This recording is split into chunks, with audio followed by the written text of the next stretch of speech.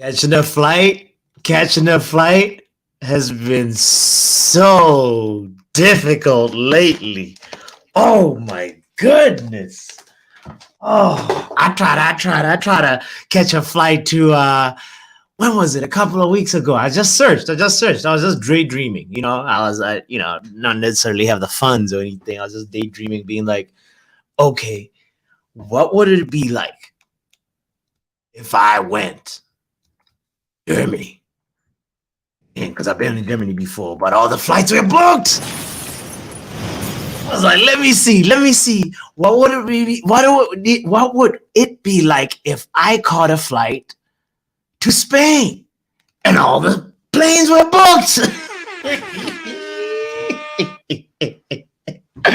I was like, okay, all right. What about if I say, let's try Belgium? Let me go to Belgium real quick. Try to go on Google flights.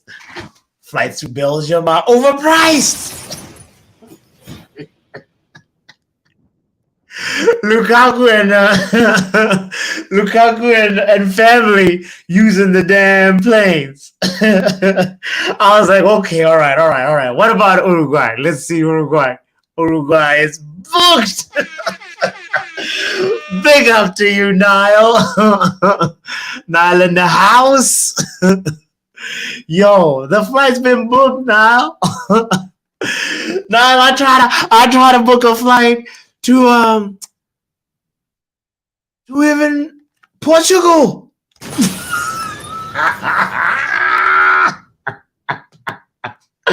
Flights are booked, man. I tried to book a flight to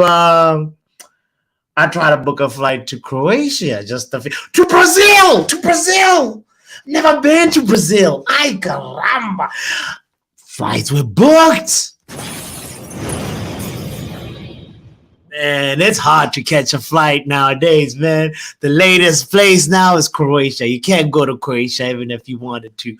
Big up to you. Yo, Niles from Scotland. Scotland in the house.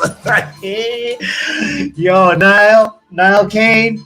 It's good to have you today. It's good to have you tuned in. Anybody else that tuned in too? I see more people coming in. Big up to y'all. The show is the Football Power Hour. You're rocking with me, but on a pop beat, also named DJ Dubate. Anyway, it's a good time, man. It's a good time. We made it to Wednesday. We made it. Hump day. Yo, we deserve a pat on the back for that. But flights, man, the flight's been hard to catch. The flight's been hard to what's the word? It's difficult. It's difficult. They're overpriced right now. Croatia, man.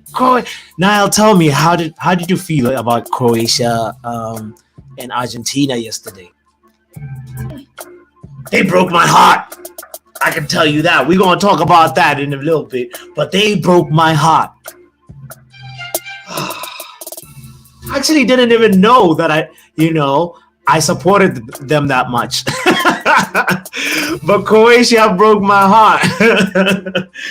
I didn't know, because all this talk about Messi this, Messi that, which we're also going to get into, by the way. Oh, man, it's been too much, though. It's been too much.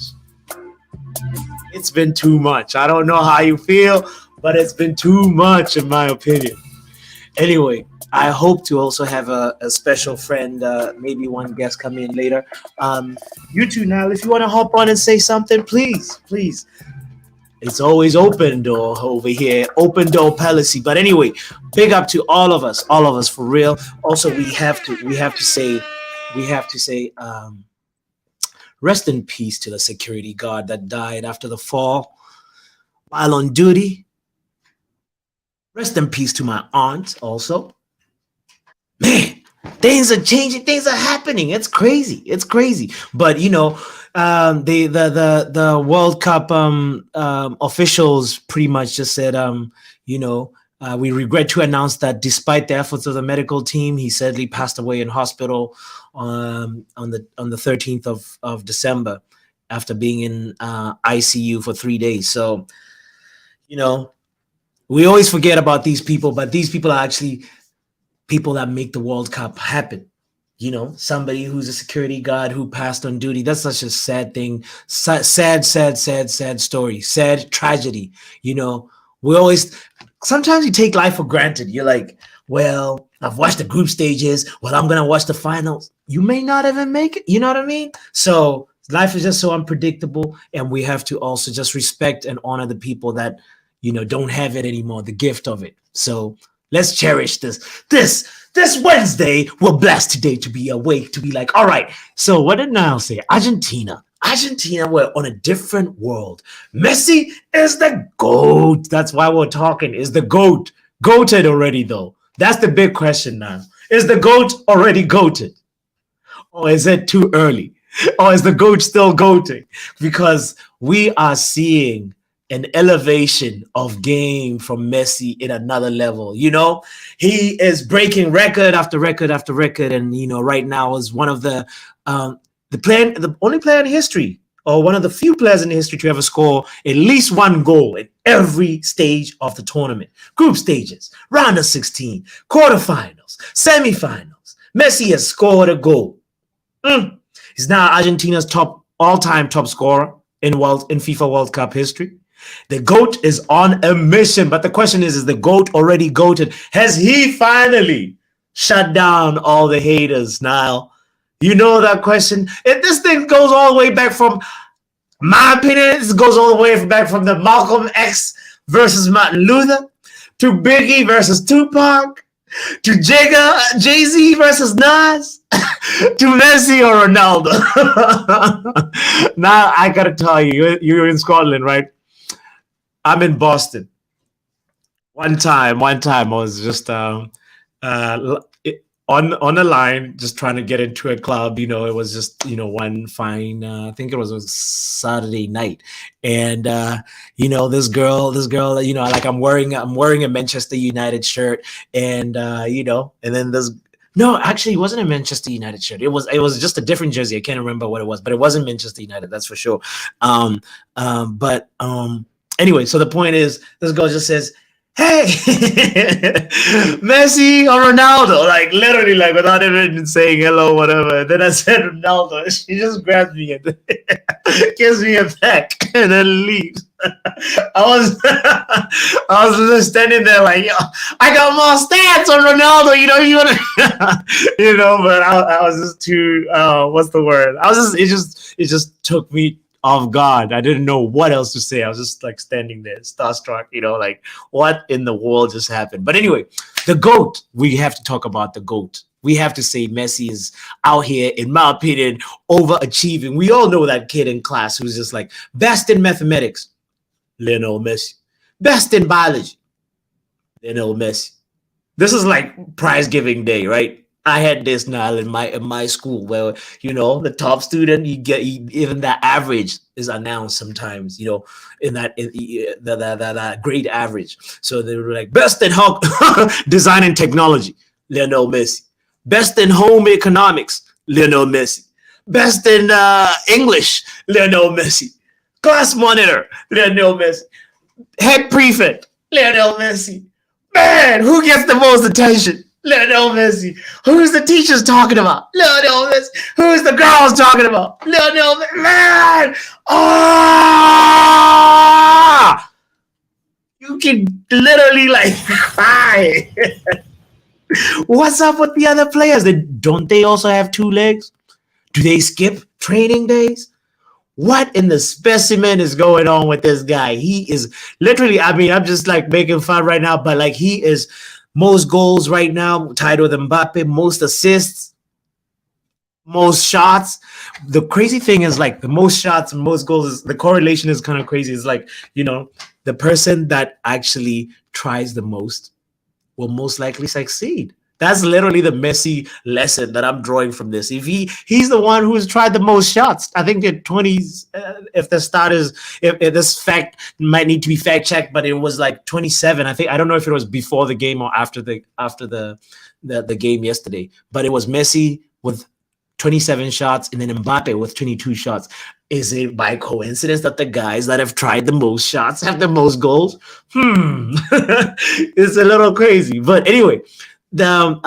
He literally is out here. He's creating the most chances. He wants every award that can be given. So, I just have to give him the props for me right now and say the GOAT is really goating, and he is about to just silence and go to the next level and silence all the haters that were just sort of just saying, well, Ronaldo this, Ronaldo that. But Messi is now goating.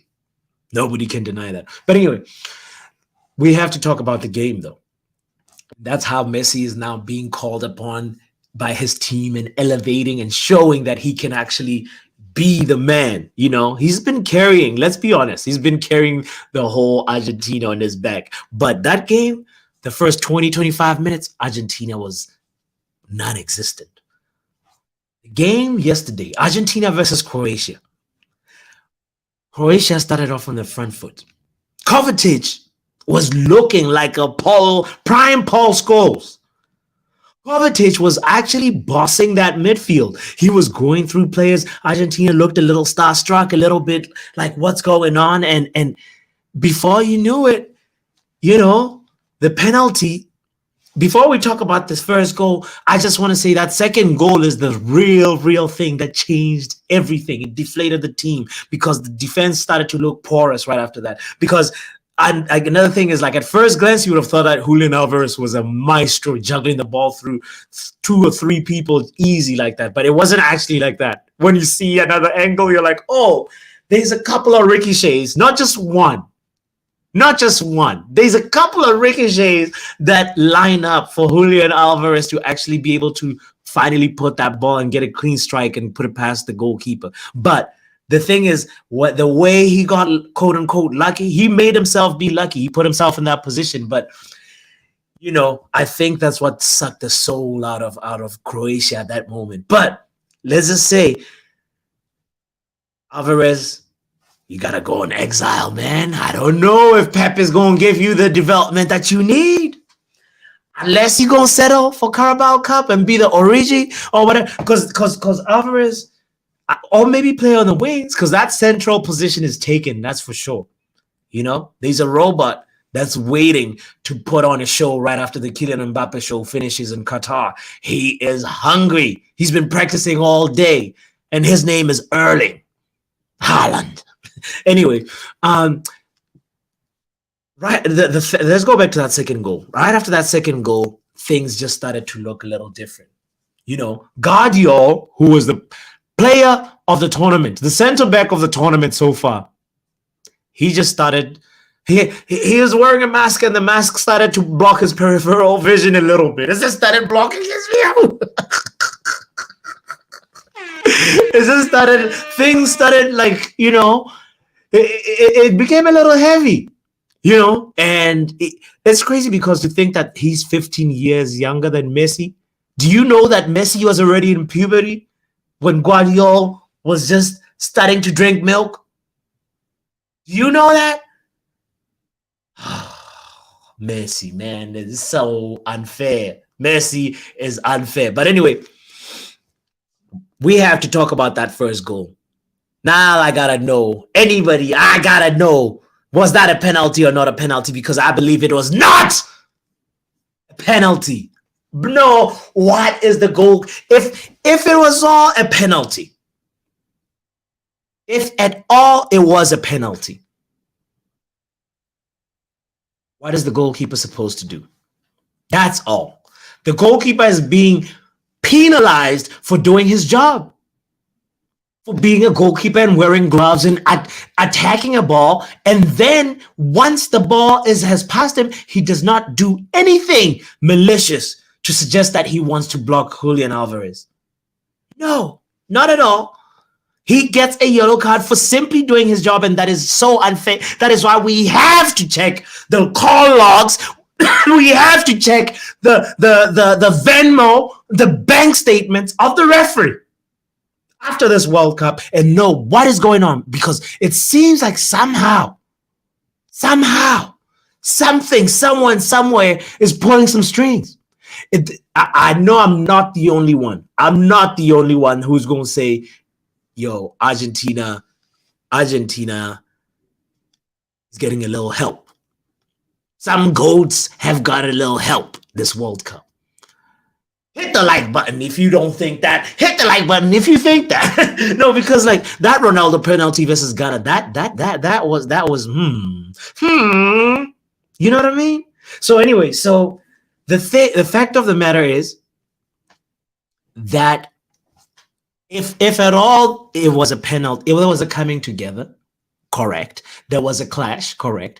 But was there any malicious intent? Was there any somebody was just trying to play the ball and do his job, and then the moment they realized that they couldn't, they did not do anything further to suggest that they wanted to endanger the opponent. They wanted to stop the opponent. So that, in my opinion, there was a bribery that was going on. And you know what? If there are VAR screens on the side of the pitch and we're not going to look at them, we're just going to point at the spot like this, unplug them motherfuckers. Excuse my English. What are we doing here? Why are they're wasting electricity?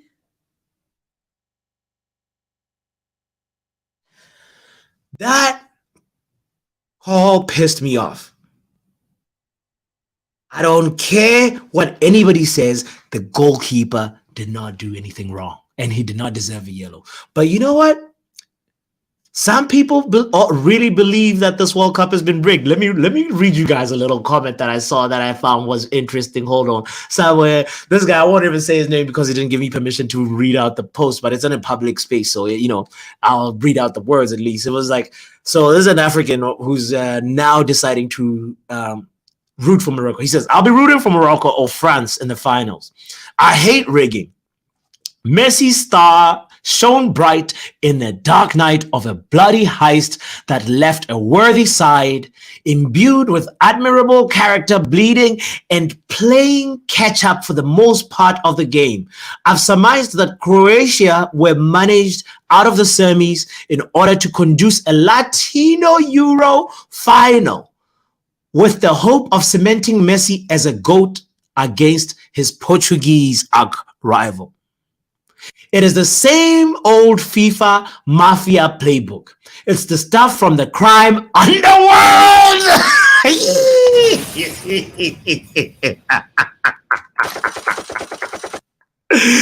It's from the crime underworld. What other, like, there's so many theories out there. My God, I heard like the loss versus Saudi Arabia was just a smoke screen to get us confused. All the Messi FC fans are coming out there. The conspiracy theorists, all of them, they're coming out of the woodwork, and it's crazy. It's amazing to watch. But I it's one of those things for me where I'm like, come on now. Do we really think it's that deep? Do we really think like it can be rigged that much? I believe somebody can influence a game, but to influence a series of games and have like a like this post is so long. I stopped. Okay, let me read you another little excerpt. Hold on. It says a U.S. Attorney General may one day tell us how much was shared for a penalty that dealt a low blow to a worthy side to take advantage of a one-man striptease show. Oh, man! There's like too many bullets of it. But, man, I don't know. Do you guys think it's rigged? I don't know. It's a crazy one. But the main thing is we also just have to say it's been unpredictably crazy World Cup. Who would have thought that I was really, really, really, really disappointed yesterday, as I said to you, Niall, that Croatia, they just played tantalizing football. They played pass with no purpose football. Fine. Mistakes happen. You can concede in a game first. You can concede second. But then you're shell-shocked. What was that? All I saw was I'm sorry, Vich, defending with I'm scared of Vich, attacking with I'm frightened of Vich. You know, all of them, like, they were just like, there was no proper cohesion. They have good defenders and good, quote unquote, good defenders. I'll put that in quotation marks, right? But an excellent midfield of Brozovic, Kovacic, and Modric. But then everybody else was just scared. We all know also that Lovren is yesterday's defender. Why is the coach using yesterday's defender to play today's games? I have no idea. But you know what? We saw that Lovren used to listen to UB40, man. Lovren got the Beatles on his playlist. Just check his Spotify most listened right now. That just like came out a few weeks ago. Just check to see the most artists that Lovren ain't young. Lovren been here. You know, he's owned a Walkman before. You know, so we have to just say the coach got messed up with the lineup. That's for sure. I mean, Lovren. I don't care who says what, but Lovren is yesterday's defender. We all know if he couldn't cut it at Liverpool, then that just tells you everything you need to know right there. You know what I mean? So anyway, moving on from Lovren, right? We have to give the flowers to Luka Modric, just specifically, and just say this guy. He is a midfielder of midfielders. He plays an incredible game where he plays as a number 8, right? He has the defensive midfield attributes of a number 6. And then he plays as a number 10. And he's just such a hybrid of hybrids of midfielders who is incredible. His vision. He plays his positional play, his box-to-box work rate, his long pass, his short pass. He's physical. He can drive a ball if needed. He's deadly out. He's dead. He's got that deadly outside the foot. You know, you remember what he did in the Champions League final, and he did it again early on in La Liga this season. It's not by mistake now. Modric is a midfielder that I don't think we're going to see again in a while. But we have to give him flowers because he had a very difficult upbringing. Many people don't know he grew up in refugee camps because of the Yugoslavia war. Many people don't know that his family didn't have nothing, and they were struggling through that war and uncertain situation, and they had to give all the possessions that they have, the little bit that they have, to just help him achieve his dreams. And that's why his story is so compelling. His story is so inspiring. To see him follow his passion like that and eventually win a Ballon d'Or and be a consistent midfielder for for the Giants, Real Madrid. You know, Modric, wasn't he at Spurs at some time? You know, but like he became a monster of the spine of that Real Madrid serial winning machine. Integral part of that. So he deserves his flowers. And he carried Croatia also. He led them to the final in 2018. He led them to the semis this year. The man deserves, he may have lost the World Cup, but Luka Modric, you have not lost our respect. He does not. We're not going to see another midfielder like that. Anyway, on the incalculable World Cup point, the unpredictability of this World Cup, you know what? I didn't know. Like we'll finish with Croatia and say they actually dressed up as, in my opinion, they dressed up as Chelsea. I mean, that Chelsea players who were dressed up as Croatia, if you know what I'm saying. They were playing that football that's just like very, very difficult to watch. Defensively, good. Offensively, you know what I'm saying? Offensively, it was all...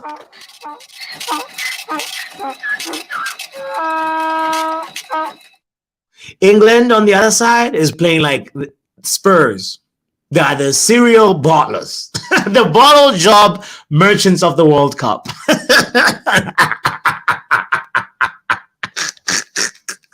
England and Spurs for real.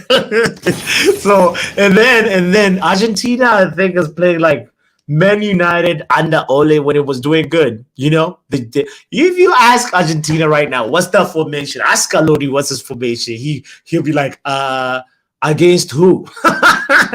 You know what I mean? He literally would say that. He literally would say that because they change formation every game. But somehow they're getting the job done. Somehow it's Moments FC in some kind of way. You can make that argument, you know, but they're getting the job done. So that mentions Brazil. Brazil is Brazil like PSG in the Champions League when they're like the favorites till they ain't. Brazil, you know what, man? I don't even want to talk about Brazil, man, because like Croatia, if Croatia beat Brazil, that's why I'm kind of mad at them. That's why I got this qualm with Croatia right now. I'm like, if y'all gonna be the ones to beat Brazil, how come? How come you can't beat Argentina? If you're gonna knock my favorite team to watch, how come? You going just freeze and be Frajtendovic.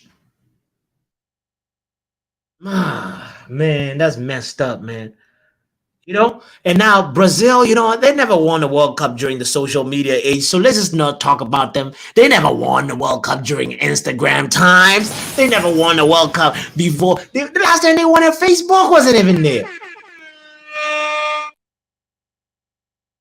There's no TikTok.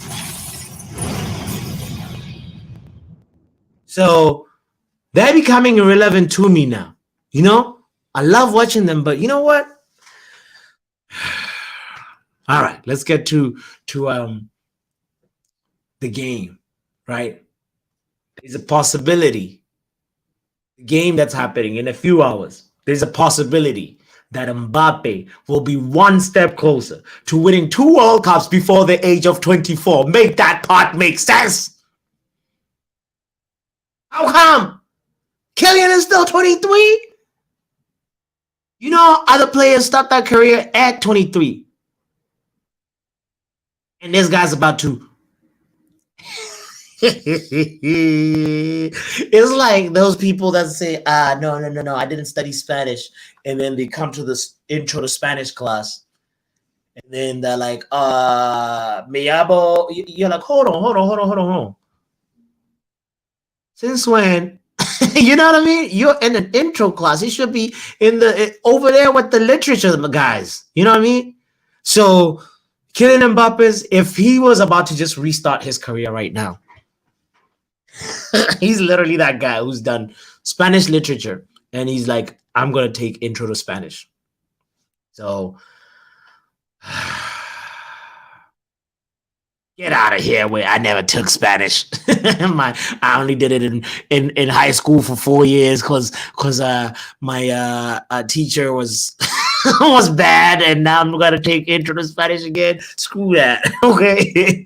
So right now it's crazy. It's crazy that Mbappe is on course to become like it's actually like it's like Haaland numbers, you know. In the Premier League, how Haaland is just chewing up the records.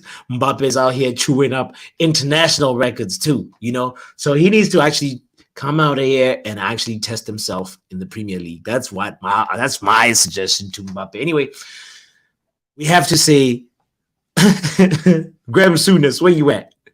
This World Cup, in Graham Souness's opinion, is easier than the Premier League. You know why? Because Lisandro Martinez is featured in he may not be always the starter for the bench for the as a center back for Argentina, but the guy comes off the bench when he's needed. The guy has started, I think, versus the Netherlands, and he's looked good. So Graham Souness, you know, we ain't gonna forget, man. We ain't gonna forget the words he said about Lisandro, man. Crazy man. But anyway, I guess Ten Hag and Scaloni don't know what they're doing, according to Graham Souness, you know, by trusting on a player like Lisandro Martinez to be your center back. You know, that's just how I feel about it. But We're gonna see in about a what? In about an hour or so, we're gonna know if actually the news that came out of the French side that Upamecano and Rabiot didn't train yesterday, that they're feeling ill, what, and whether that is just like some kind of media bullshit or whatever, or we gonna find out. We gonna see, because we know for sure that Morocco, as much as I want Morocco to win, honestly, Morocco is missing that captain. Morocco is missing Saiz, who's a big, big, big pillar of that center back partnership. So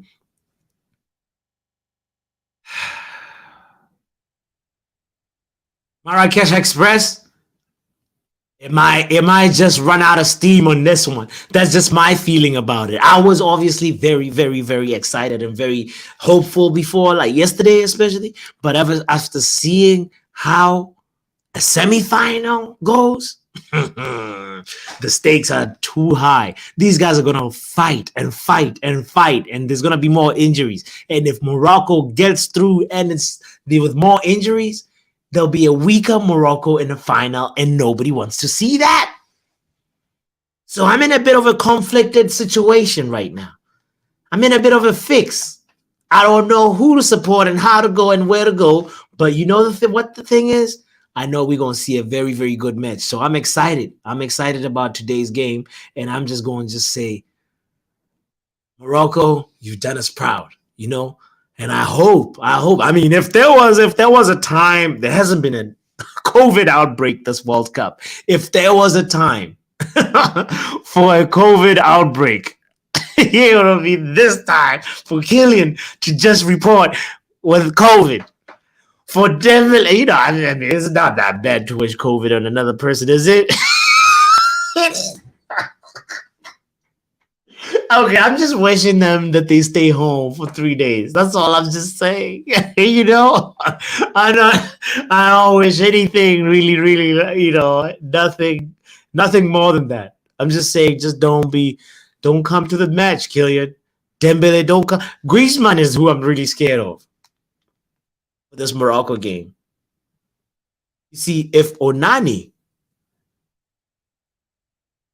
my money is on Onani to try and do something. It depends on how Onani in the midfield for Morocco does. But we have to also just say, Ziyech, this is your time to shine, man. This is your time, man.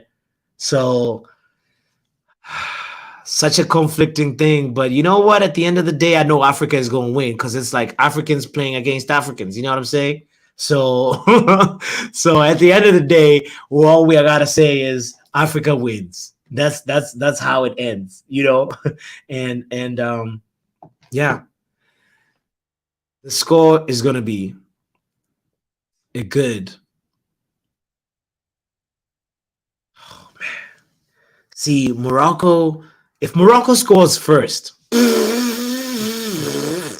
it's gonna be different. But here's the thing: if France score first and it stays 1-0 till the 70th minute, Morocco's gonna win. But if Morocco score first, France is gonna organize and come fighting and eventually win that game 3-1. So it's one of those things where I'm just like conflicted. I can't make a prediction because this might happen or that might happen, and thinking about it too much just scares the hell out of me. But what I know is, if Morocco concedes first, it's actually very, very good. We actually want that. I want that. I want France to hold on to a false 1-0 lead and reach the halftime break. And then, you know what? Morocco gonna get that set piece, and Morocco gonna just nick it. And then that's what the heart is trying to want, And yeah. Anyway, oh man, I've never had a tough time like this making a decision. This is all I'm trying to spending 3 minutes on talking about which team is gonna win and which team ain't. Man, that's terrible. But anyway, that is my prediction. 3-1. I think I said it. It's gonna be 3-1 to France. Even though I want Morocco to go through. If it would be 2-1 to Morocco, my lord. Oh, Habibi, please do us proud, Habibi. Thank you for tuning in. Don't forget to hit the like button, Habibi. Don't forget to subscribe if you ain't subscribed, Habibi. And yeah, it's time for the Marrakesh Express, baby. Let's see how it goes.